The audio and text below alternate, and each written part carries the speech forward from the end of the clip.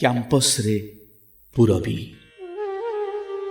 ଭଲ ଭାବେ ମନେ ଅଛି ଯେବେ କ୍ୟାମ୍ପସକୁ ଆସୁଥିଲା ପୁରବୀ, ତା ଆସିବା ମୁହୂର୍ତ୍ତକୁ ଅପେକ୍ଷା କରି ରହିଥାନ୍ତି ପକ୍ଷୀଙ୍କ କୂଜନ, ପତ୍ରଙ୍କ ମର୍ମର, ପବନର ହିଲ୍ଲୋଳ।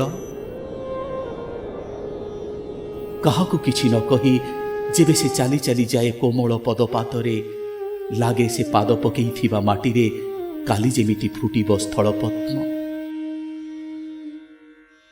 ତା ଉପସ୍ଥିତିରେ, ତା କଳ୍ପିତ ସାନ୍ନିଧ୍ୟରେ ସବୁକିଛି ହୁଏ ସ୍ମରଣୀୟ।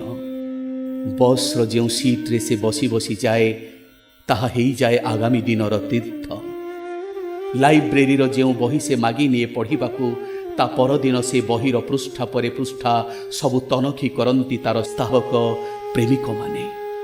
କାଳେ ସେ ଛାଡ଼ି ଦେଇଥିବ କିଛି ଚିଠିପତ୍ର, ଇସ୍ତାହାର। ପୁରବୀକୁ ନେଇ ସେତେବେଳେ କାହାର କେତେ ସ୍ୱପ୍ନ ଥିଲା।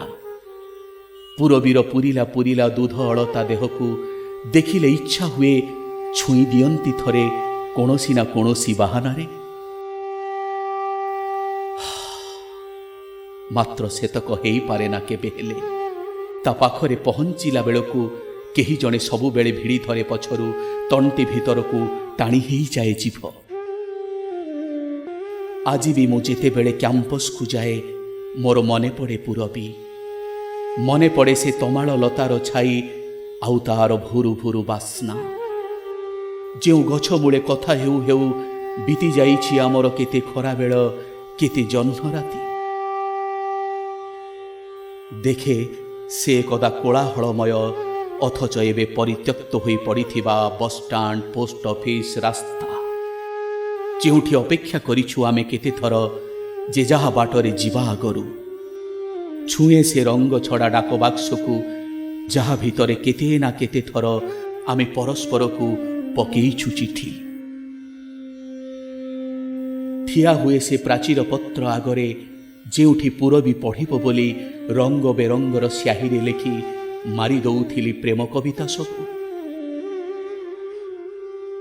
ହାୟ, ଏ କ୍ୟାମ୍ପସକୁ ଆମେ ଛାଡ଼ିଗଲା ପରେ ଜାଣେ ନା ଆଉ କେବେ ଆସିଛି କି ନାହିଁ ଏଠିକି ବସନ୍ତ।